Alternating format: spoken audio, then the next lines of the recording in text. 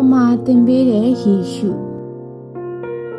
တရက်မှာယေရှုကတောင်ပေါ်မှာနှုတ်ကပတ်တော်ကိုသင်နေဖျားကိုနှစ်သက်စေတဲ့အရာတွေ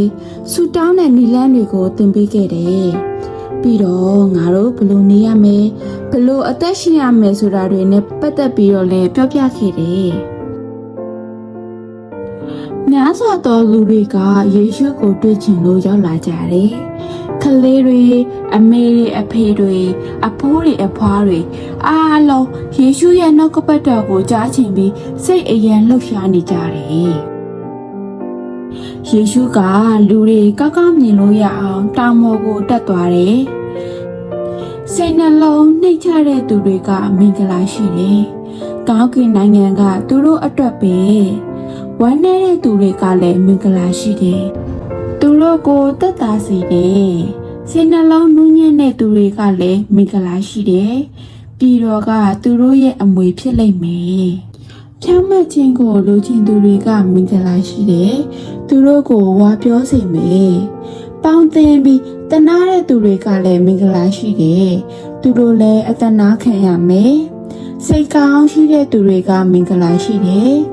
ဖျားသခင်ကိုမြင်ရလိမ့်မယ်။ရန်ဖြစ်ရင်ခွဲပေးတဲ့သူကမင်္ဂလာရှိတယ်။ဖျားရဲ့သားလို့အခေါ်ခံရလိမ့်မယ်။ကောင်းတာလုပ်လို့အပြစ်ပြောခံရရင်လည်းမင်္ဂလာရှိတယ်။ကောင်းကင်နိုင်ငံကသူတို့အတွက်ဖြစ်တယ်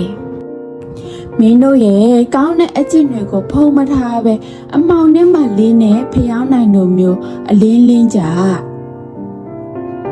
လူအသက်ကိုမတက်နဲ့လို့ကြားဘူးမယ်။စီထဲမှာတော့သူများကိုတတ်ဖို့တွေးတောနေတဲ့သူတွေကတရားစီရင်ခြင်းကိုခံရမယ်။မင်းတို့ကိုရန်ပြုတဲ့သူတွေကိုခွင့်လွှတ်ပေးနိုင်ရမယ်။မျက်စိအတွက်မျက်စိ၊သွားအတွက်သွားပေးဆက်ရမယ်။ဒါပေမဲ့မင်းရဲ့ညာဘက်ပါကိုရိုက်ရင်ဘယ်ဘက်ပါကိုလှည့်ပေးလိုက်ပါ။ရန်သူကိုချစ်ပါမင်းတို့ကိုမုန်းတဲ့သူတွေကိုလည်းမေတ္တာပြကြပါဆူတောင်းတဲ့အခါလူတွေရှိမှမြင်အောင်မလုပ်ကြနဲ့လူတွေအတွက်မဟုတ်ပဲအခန်းထဲမှာဆူတောင်းကြစိတ်ထဲမှာရှိတဲ့အတိုင်းဖျားကိုတိုက်ရိုက်ပြောကြစားတဲ့အခါဝတ်တဲ့အခါတောက်တဲ့အခါမစိုးရိမ်နဲ့ငှက်တွေကိုကြည့်ကြသူတို့မှာတူလောင်တဲ့နေရာရှိလားမရှိဘူးကောင်းကင်ဘုံဘုရားသခင်ကသူတို့ကိုကြွေးတယ်ညကင်းပေါ်မှာပန်းကိုကြည့်ကြ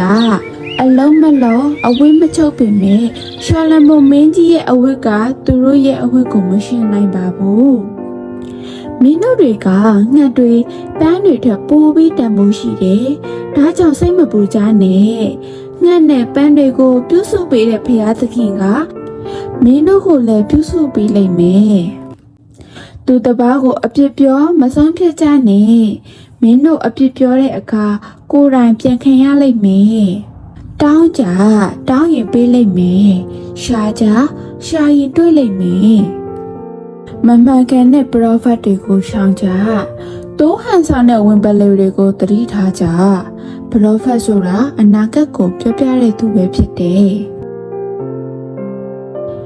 ငါပြောတဲ့အတိုင်းလိုက်လျှောက်တဲ့သူတွေကကြောက်ပေါ်မှာအိမ်ဆောက်ထားတဲ့သူတွေနဲ့တူတယ်။ဒါပေမဲ့ငါပြောတဲ့အတိုင်းမလိုက်နိုင်တဲ့သူတွေကတဲပေါ်မှာအိမ်ဆောက်တဲ့သူတွေနဲ့တူတယ်။မုန်တိုင်းတိုက်တဲ့အခါကြောက်ပေါ်မှာဆောက်တဲ့အိမ်ကမပြိုပြက်ပဲ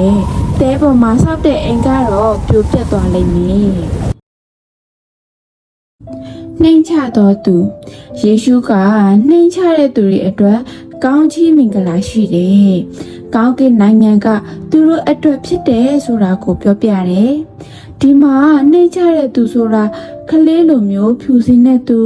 နူးညံ့တဲ့သူကိုဆိုလိုတာပဲဖြစ်တယ်။ဒီလိုလူတွေကဖျားရှင်ရဲ့လမ်းပြခြင်းအကူအညီနဲ့ဆောင်မခြင်းကိုခံရလိမ့်မယ်။စัจจิဘတ်အနေနဲ့မာနာကြီးတဲ့သူတွေက